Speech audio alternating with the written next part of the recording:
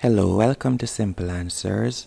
In this video, I'll be showing you how to fix iPhone apps open and close immediately.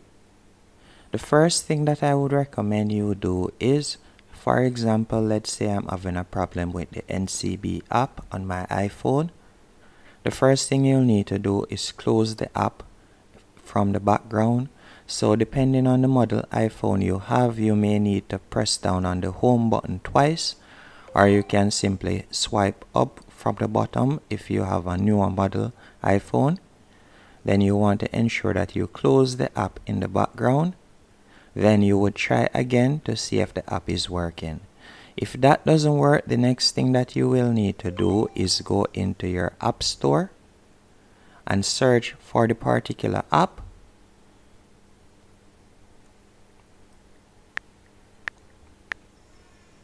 As you want to check if the app needs updating, so you would search for the app, and if the app needs updating, you will simply tap on update, and that's it.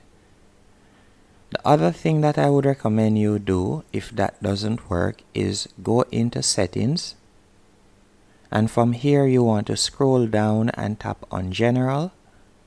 Then you're going to select iPhone storage. After selecting iPhone storage, you will check if your memory is full, because a lot of the time if the memory is full, that can be one of the main problems. But if your memory is okay, what I would recommend you do is scroll down to the particular app that is giving trouble. In this example, as I said, I was using NCB, so I would scroll down to the NCB app, tap on the app, then you would select offload app, and by offloading the app and then reinstalling the app, that's basically the iPhone way of clearing cache. After you have done that, you will try again to see if it is working.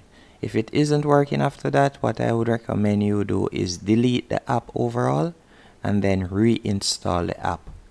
And if that still doesn't work, the last thing that I would recommend you do is come back into settings, tap on general again, then scroll all the way down and tap on transfer or reset of iPhone. Then select reset, and from here you are going to tap on reset network settings, and that normally works. If that doesn't work, the other thing that I would recommend you do is back up your iPhone, then tap on reset all settings.